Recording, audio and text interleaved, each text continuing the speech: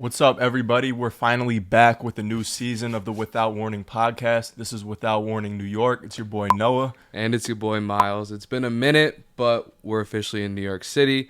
Podcasts are coming every week. New YouTube content is coming every week. We're going to be going to crazy shows in New York. If you know what shows you're going to, feel free to drop them in the comments. If you're coming here from TikTok, we're going to be posting a lot of clips on there as well. So stay up with us on all socials, Instagram, Twitter, all that good stuff. But today we're going to be doing some record label report cards, and in specific we're going into artists labels like TDE, Dreamville, all of that good stuff. And we're talking about the one and only Cactus Jack Records. Gang, back in the stew. Y'all know Travis Scott, man, obviously, but who's been making noise low-key is Sofaygo. Facts? Facts. I mean, he had a crazy buzz back in 2019, and man just fell off the face of the map. Like, we don't really know what's going on, but he posted new music coming soon, and then we just saw some footage of Travis actually in the studio with Sofaygo, and he was feeling his music. So if we're giving, like, Cactus Jack a rating, how you think Sofaygo's factoring into this at this point? Like, rating him in the mix or the record label as a whole? Like, giving it a letter grade right now? Like, just rating him in the mix. Like, what do they need to do better to manage him, and what does he bring to the table positively? I mean, like, he definitely brings the Cactus Jack look to the table. I mean, they have very few artists, as we know, and they're very selective with the people they pick. Like, he's the only artist outside of Travis's initial clique, really, that has been a recent signee in the past 3 years. And I definitely think Travis sees something in Sofaygo, but they kind of got to let him loose, to be honest. Like, you see a lot of other artists, even now, like Yeet, Autumn, and stuff like that. They're releasing a lot of music. They're releasing albums with a lot of songs, and they're releasing deluxes to those albums and stuff like that. And Sofaygo's been kind of falling behind that whole group, but I mean, they also don't have access to getting the features and stuff like that Cactus Jack has. So this next album for Sofaygo has to be jam-packed. Yeah. Like, you have to have everybody. Travis Scott, Don Toliver, Lil Baby, Lil Durk, whatever features you can get. If you can get a Juice WRLD feature, stuff like that, you got to have it. They have to come with it, or else it's going to be tough. Like, if he gets a bad rap for this next album, it's not like that signee is just going to be a little bit tough to come back from. Yeah, I don't know how I'd be feeling about new Juice WRLD features in particular at this point. I know you're kind of joking, but They're just pulling out the all. I do agree with you that this project is going to be kind of a really crucial project for him because, like you said, with him not posting or not posting or dropping music, really at all compared to other artists in his lane, like a Ken Carson or a Yeet, for example, the momentum is definitely slowing, but there's still enough buzz. I think he needs to drop this year, and the project needs to be crazy. I think that aside from his image and like his aesthetic, which really fits in with Cactus Jack, I think the main thing that him signing to them makes sense for is the production that they could offer. Think of just like the psychedelic sounds, like the Mike Dean synth kind of waves. Yeah. He would sound incredible with that kind of production. So I really hope that the reason that he hasn't released is because they're really gearing to make just a crazy project that's just like concise, and every single one has a wild beat, well-developed hooks, verses, bridges, everything. But this next project is going to be huge. Yeah, I hope it's not like a 25-song album, too. Because sometimes artists will wait mad long to drop a project, and then it's just like they bombard you with music that's like you should have just focused on like 7, maybe like 10, 11, 12 songs on an album and had those be the ones type shit. And we kind of just, that's not the trend right now. But like you said, with the production, all the tools that Cactus Jack has, their pop-up stuff, all the tours that Cactus Jack goes on is crazy. Like the actual products and experiences that Cactus Jack puts together is way better than any other artist record label out there. Like, you can even see like we've been to TDE tours. Like, they're dope and they have gigantic artists, but like you see Cactus Jack everywhere. Like, they're doing seltzer brands, they're working with everything. Like, their whole team can make people global, and that's the one big benefit that signing with them does for someone like Sofaygo. So I do think that he's gonna come with this shit, but like, the sophomore slump is just such a thing that people come to expect nowadays. Do you actually think he's going to deliver, though? I think he's going to deliver just because it's been so long. And you bring up the album length, which is a really interesting thing. I don't see him dropping like a 10, 12 song project just because it's been so long, I think we're going to get at least 16, 18, maybe even 20 tracks. But because it's been so long, I think there is a chance for every single one of them to be quality, especially if he has a couple features. I also wasn't in tune with him early on. Like, I know a lot of artists have like 300 unreleased songs and stuff like that. Do you know if he's like was really making music back then and has all that shit in the backhand? Just like he was one of those dudes that had all the music there and just didn't release it. Yeah, no, I don't really know like what his worth ethic and his like unreleased catalog was like. I kind of got onto him like every day, and like kind of in 2019 when he was really starting to come up, I found out about him like when probably most people that really follow that type of music do. But yeah, I'm not really sure. Yeah, I do think, I don't know, bro. I feel like my gut, I don't think it's going to be that album for Sofaygo, but I do think he's going to be around for a while. Like, I think Cactus Jack is not going to just give up on him or anything like that. But I do think, like, the way he's spacing out albums and stuff like that does remind you of a Travis Scott. Like, the way that he, like, precisely did all of his albums to go for, like, Days Before Rodeo to Bird. Like, those are 2-year gaps in between all projects to make sure they're really good. And I think he's now in that 2-year gap now as well. So I think, like, Travis does have a vision, and I think, like, he's always been a slower mover to focus on albums, and it's setting up big. But it has worked out for people like Don Toliver, though. Like, yeah, y'all know that album's fire. The latest Don project. It'll be really interesting to see like what Sofaygo live performances look like. I have seen him perform. Actually, I saw him at Rolling Loud, and he was really good. He was crazy. But I'm not sure if he's done his own headlining tour. I don't think he has.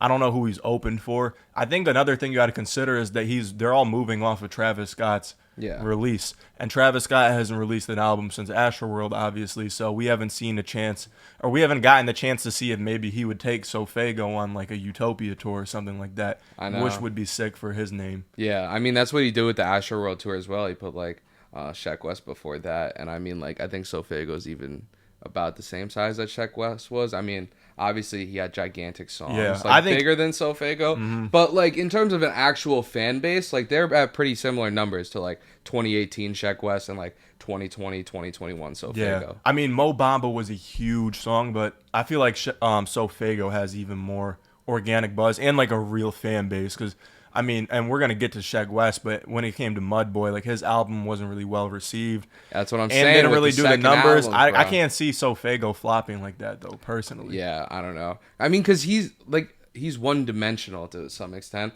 Like, I don't think, like, we're not trying to diss Sheck West or anything like that, but his versatility is not on a Sofaygo type, for sure. And I think anyone that was expecting, like, a crazy, just, like, big album that was going to blow you away from Sheck West, you were probably tripping.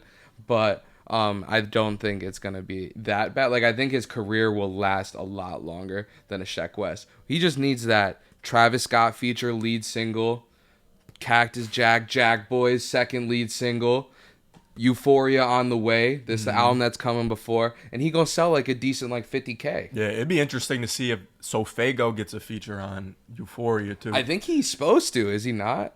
I feel like they've been pictured in the studio. Like, I mean, it's for his album too, but like, excuse me, I mean Utopia, not Euphoria. But I mean, if he had the kind of like, he's already been broken, but a moment like Don Toliver had on Can't Say, that would be huge for him too. Yeah. And I wonder what like is the interest that Travis Scott has in Sofaygo for like himself personally, because you bring up like Sheck West and how he's pretty one-dimensional. I feel like, but Travis really just saw like something in him to help his music.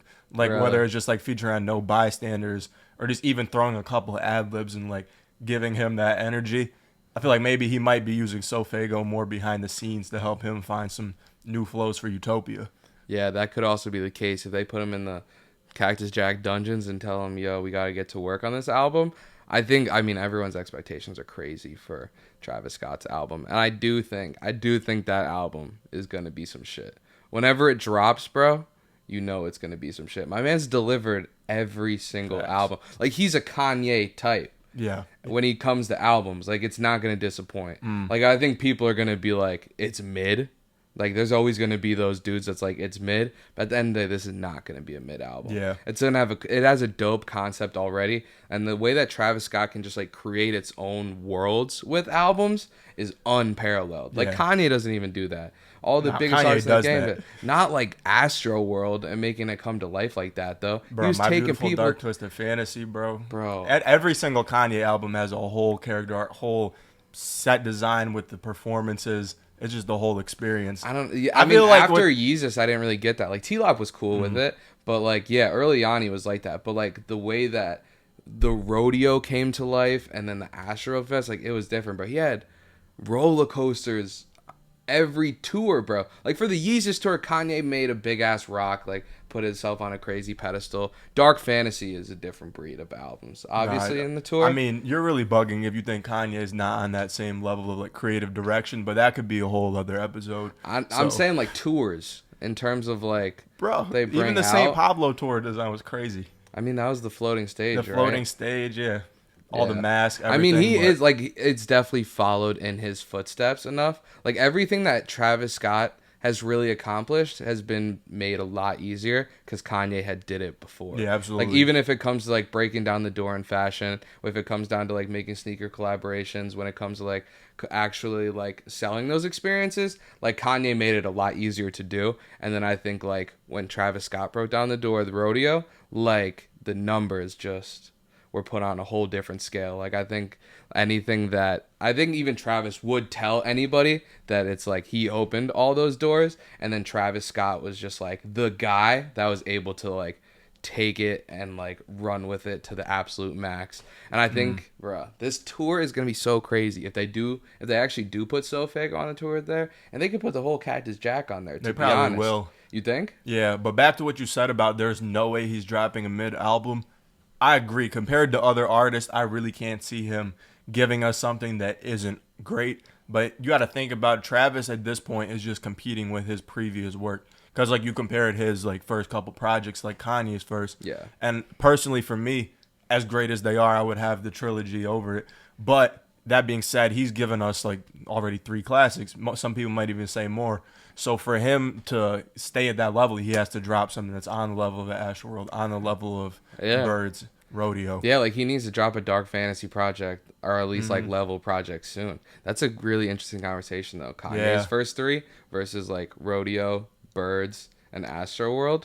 That would be crazy. We're not going to discuss it now, but, like, that's crazy. But for Travis, it's interesting to say that he needs to drop a My Beautiful Dark Twisted Fantasy. Because he's done so much great albums. But I also see him, like, thematically being at that point in his career where, like, he just went through tragedy. You know what I mean? And that's kind of like where Kanye was coming through with 808s, and then with My Beautiful Dark Twisted Fantasy, like the Taylor Swift incident, his mother passing, just different breakups he was going through. And I feel like because now Travis Scott, like, his whole Rager brand might not be able to be received the way that it once was, he might have to switch it up and come with something more personal, more dark, more deep, introspective. I don't know if we're going to get that, but that's personally what I would like to see, because for the first 3 albums, it's just all just been the rage, turning up and fun, and that's what we love Travis Scott for. But I would like to see him tap into, like, a little bit more of a deeper vibe. Yeah, I definitely think you're going to get the more psychedelic soft style to a lot of this stuff. Like, a lot of, like, what people really liked about Rodeo, I think, is more like what we're going to get. Like, I mean, everyone's gone through COVID, everything like that. Like, as an artist, too, it probably affects you crazy. Like, bro, it's been forever since Astroworld dropped, bro. The world's changed. So, bro, there's been new artists that have made careers, like thousands. There's been artists that have started and ended careers literally, since bro. he dropped. Like, I feel like it's been a lifetime since Travis Scott dropped an album. And it's like, and it was also like when Astroworld dropped, like, the game changed, bro. When that album dropped, it was only Astroworld all the time. 2018 and the rest of that year was ran by Astroworld. The tour went crazy even into the next year. And then now, like, with Cactus Jack, the expectations are on a crazy high. I know Don Toliver did go on a tour earlier too. And I don't think, like, I didn't go to that show, but from what I heard, it was kind of dope. But, like, it was very, like, there was no sold out shows, stuff like that. And all that stuff. Like, I feel like Travis still needs to uplift his artists. Yeah, I mean, unfortunately, I wasn't able to see Don Toliver either, but It would be really interesting for me to see, like, if Travis Scott with Utopia does bring us more of a darker sound, like, how will that translate to his performances? You know what I mean? If the music is more mellow, is the live show still going to be all about rage? My instinct would probably say yes. Because, bro, you go to a concert or festival nowadays, it doesn't matter who's playing. Like, Yeah. they can be playing love songs, like songs about death, and people are. Bro, I've been at turning concerts, up. bro. A Boogie be on the stage talking crazy about like all the shits, and people are still jumping around going crazy. And it could dead ass be a love song about sex and drugs and a long night. Yeah. And dudes are still going wild. Like, that's how concerts are. But I have also seen like Drugs You Should Try It and all type of Travis songs like that in concert, and it's like scene shut down, curtains are coming down, all the fucking effects are coming in, and this is the only thing that's going on in the world right now. Like, he slows it down for songs like that. Like, even stuff like Can't Say and stuff like that. Like, when he like slows it down and still has those like songs that aren't like rage songs in concert, they still go crazy. But in a festival setting, you can't really do that for that type of stuff. But if he goes on a full Utopia tour, has the whole Cactus Jack, bro, it's gonna be clipped. What do you feel? Do you think he still needs to uplift Don more? Nah, honestly, I feel like Don Toliver is the one artist that they got it right. Like, he's releasing consistently, has 2 albums out. In my opinion, they're both classic albums. Like, I'm a huge Don Toliver fan, a little biased, but you gotta give me ratings. What would you give them? Was crazy. I would give them both 9s, bro. Like, some of those songs are so crazy. Get Throw, 2 a.m. Fucking like. Shit with Keem is fire. What's up? The shit with Keem is fire. Yeah, Outer Space, crazy songs. And I feel like Don Toliver to me is like Travis Scott, same production, same kind of vibe with a better voice. Like, I just personally love Don Toliver. Damn. But I think that he just got to keep doing what he's doing. I don't know. Like, he might, same thing with Travis. I think he could up it a little bit lyrically. They're both like a little bit vapid. And I'm not saying you go in there looking for something super deep, but there are certain songs that are fire, but like he's not really talking about much. Yeah. Especially since he's more of like a slower like love song type artist. Yeah. Would like to see it like get a little bit more personal with the lyrics.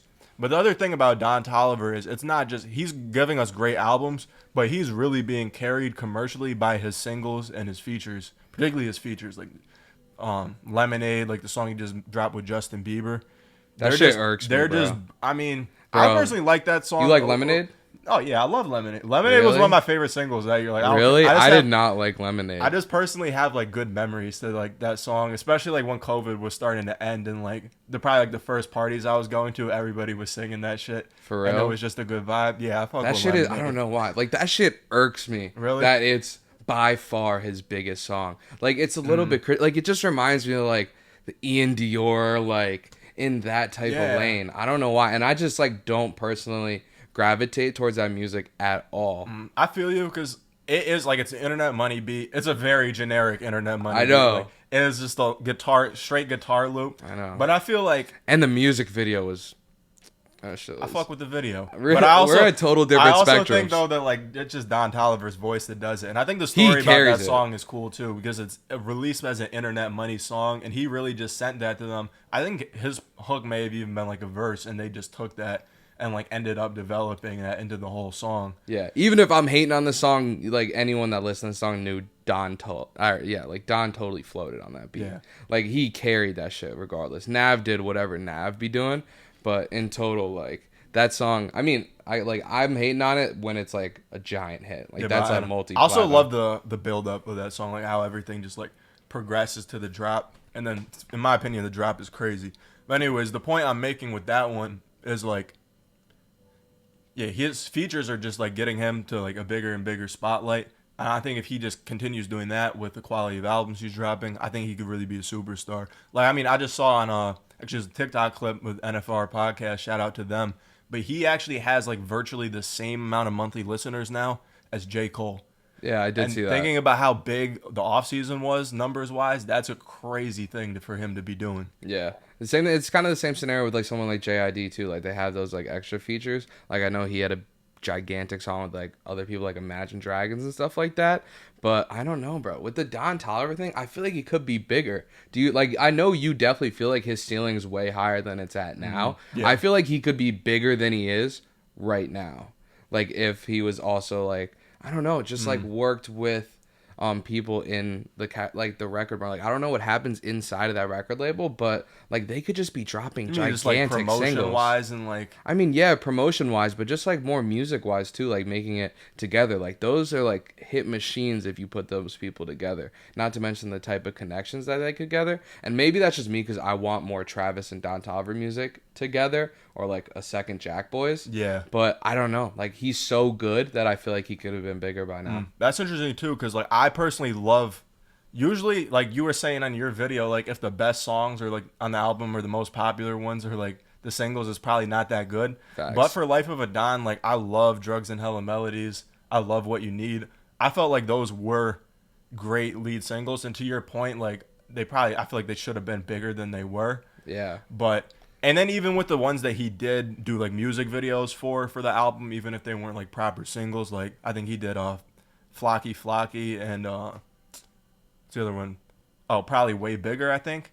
I think those were really solid too as just like hit type songs. So I don't know what it is, like if it's the marketing. Yeah, like those songs could be bigger. Yeah, those Drugs songs and could Hella be bigger Melodies. than they are. Bro, Drugs and Hella Melodies could have like 100 million streams. It's good.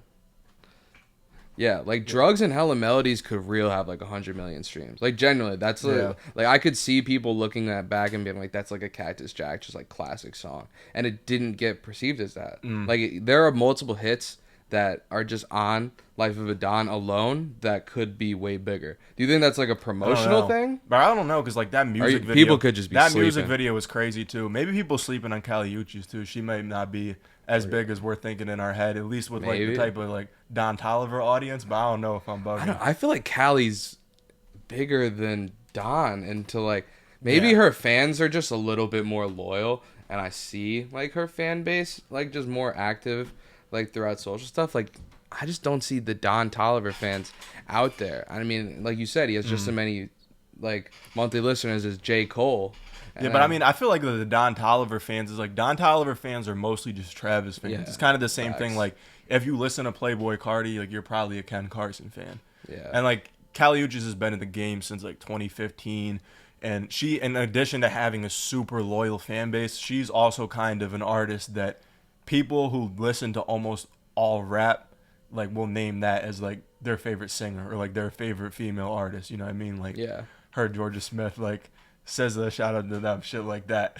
They are all fire. They're all fire. The stereotype as well, but the stereotype fits. The stereotype does fit.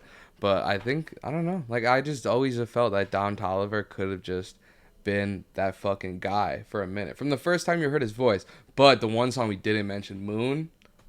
Whoo. I think you just got to give him more time though, because like you're saying he could have been, and I feel like that like makes it sound like it's a conclusion. Yeah, that's kind of true. But he's only been really relevant for about 4 years, even less honestly, because Heaven or Hell came out in 2020. Yeah. So before that, he just had one feature that was carrying him, and then he dropped a solid tape. Yeah, I probably just want like the instant gratification of being able to listen to like his 2 other albums that he might drop in the next like 3 years, because I feel like it's just gonna be some shit, and I feel like everyone feels like that. Like once you get an album you really wanted and it was great, you want more of it so quick. But the way that Cactus Jack works in total, you're not gonna get that.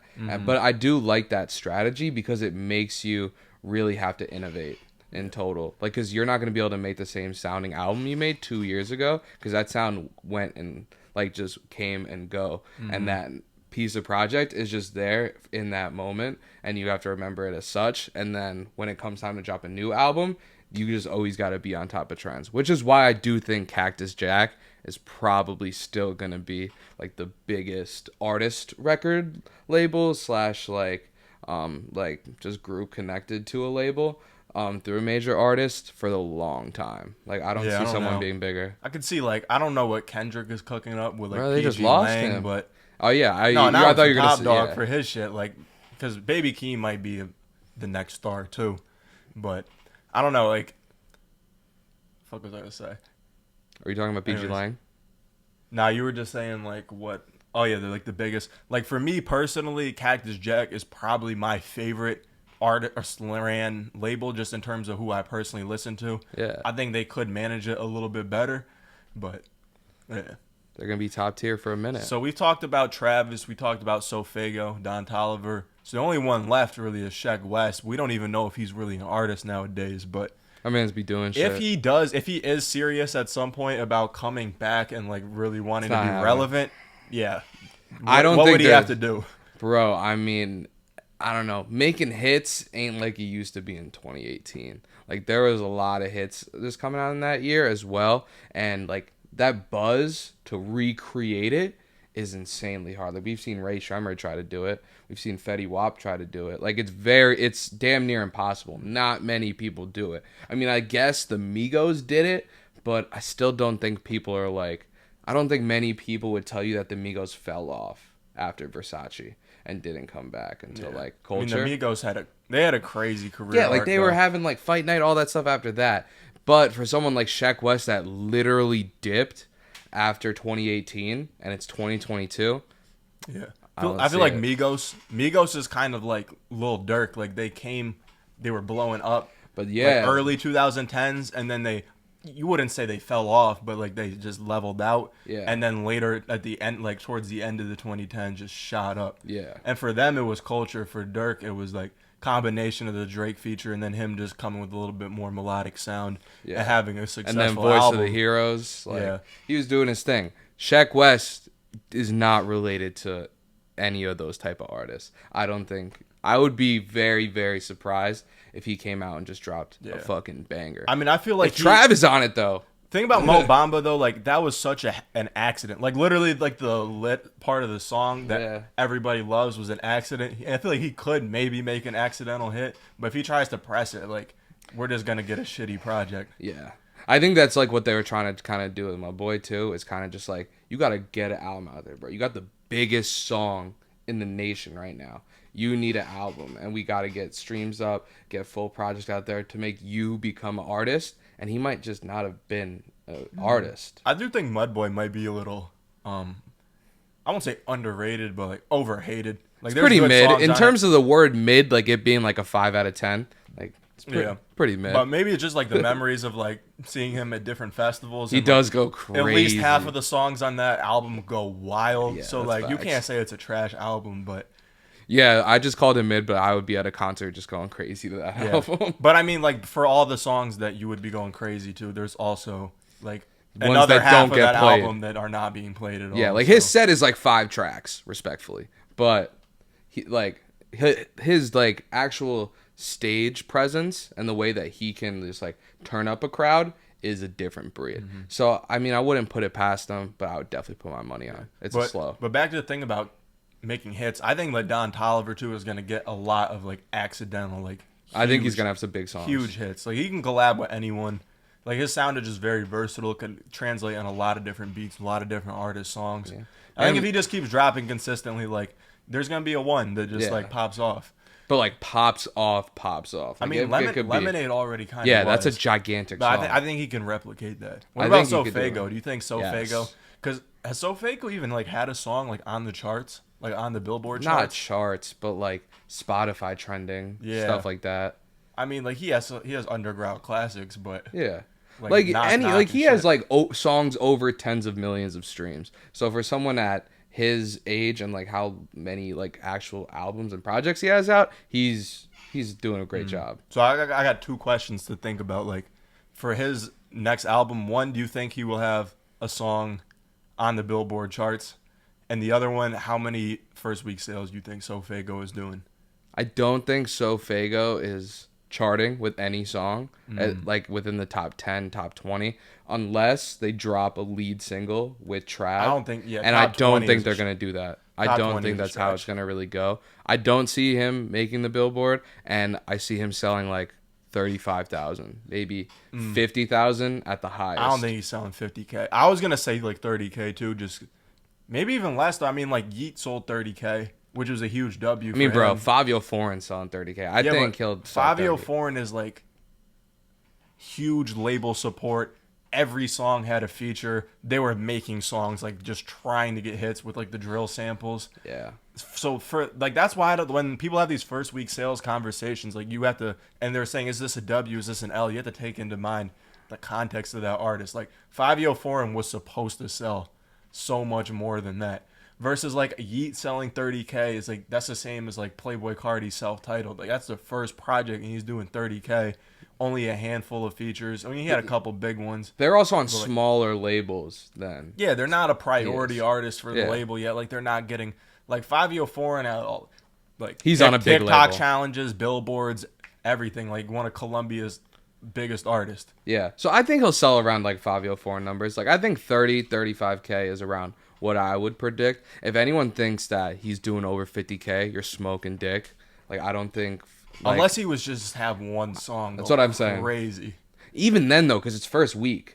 Because then, like, I think he is a type though. Like, he could sell 30K first week and then sell like 25K next week. Yeah, like stuff like that. Like that's consistent. like Kanye shit like that on a obviously a lot smaller of a scale. But I don't think people also realize how hard it is to sell 30,000 first week when you're not a primary artist on a record label and you don't have like the crazy hit power and giant lead singles. Like, bro, even Billie Eilish sold like 150K first week. And in my like, I thought Billie Eilish was like, I think everyone thinks. I mean, that's a lot too, but like that's small for Billie Eilish. Billie Eilish is like literally probably top 5 biggest artists in the world. Like swept the Grammys. Yeah, she just swept the Grammys, all awards, everything like that. And then she's only doing that. And then you have to think of like if you're even a fifth of a Billie Eilish and stuff like that, where you're at in your career, that's great. I mean, like in terms of like what people think he would sell, there's no way it's gonna be the whole the like first versus second week sales thing is really interesting too. That's his type. Yeah, bro, Sofaygo's built for being a great star. Like he's gonna come out with a solid album, I think, and I think like I don't know, bro. People might be sleeping. Like he has fans, like close fans too. Like honestly, and this would surprise you because people always say like, "Oh, these artists are just off the hype and like they're not really making the quality that people replay." But the two artists from the end of last year and beginning of this year that drop projects that people are consistently listening to weeks and months later are Drake and Gunna's, which is an interesting thing. Like Drake's second week sales were like higher than even the like other biggest artists' first week sales. Yeah. And then Gunna has the highest selling album this year, which is crazy. Like if you had told me that in like 2018, even when he was really starting to buzz, in Kendrick's about to 2022, surpass it, but Gunna will have the highest selling album. I don't know. He probably will, but like even Kendrick's first to second week was like a pretty solid drop off. yeah, YSL did right with Gunna. Like that's like in terms of like bringing artists up like that.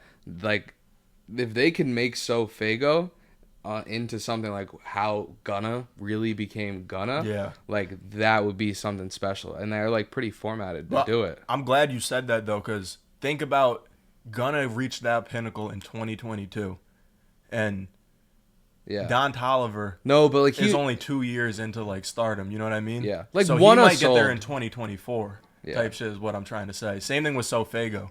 It might be a longer term thing, but it's like crazy to think about because if you had told me that if we had this conversation and we're doing label reviews like before the indictment, I would say if you're an upcoming artist, especially out of the Atlanta area, and you need to know where to sign, it's with Thug and YSL. Yeah, even if you're in New York, like on the East Coast, like YSL is a spot. Yeah, bro. Like the YSL and just 300 digital marketing is crazy, bro. Like the Push and P challenge was ridiculous. Even just like how big they got Thug. Like from 2015, Thug was selling like we're talking about sales. He was selling 30K like first week. Yeah, Barter 6 was selling like 30s. Right, and then it didn't take until like So Much Fun for him to like break 100 and get a #1, and that was all the way in 2019. Yeah, and then even the Slime Language 2 tape, I'm pretty sure, sold right around that. So like YSL was really doing right by their artists, and it's good to see that like for the most part they're still supporting them. Yeah. Even though with everything that went down, but Gunna really built his way up, bro. Like it took like platinum diamond songs like Drip Too Hard, Hot before he was even selling giant numbers. Like those are hit songs he did like pretty much by himself and like with other artists teaming up. Like I think Sofaygo would have to do stuff like that and make tracks like Hot in the future to be like even Don Toliver level now. But I do think I think people are gonna really like his next project and what he's fucking with. That's it for our first episode of the new season. Let us know in the comments if you want to see more label reviews. Might bring some more, maybe Opium on the way. maybe YSL. Okay. Let us know who you want to see. Those are definitely gonna go crazy. We really appreciate everyone watching this shit. And just make sure if you fuck with this, hit subscribe. It goes a long way, and turn on notifications. Yeah, bro, and the fucking like button, We're bro. gonna be Like, that dropping shit's every right week there. now. We're all in New York. We're locked in. And if you're in New York and there's a rap show, chances are we're gonna be there. So tap in with us there. We out. Peace.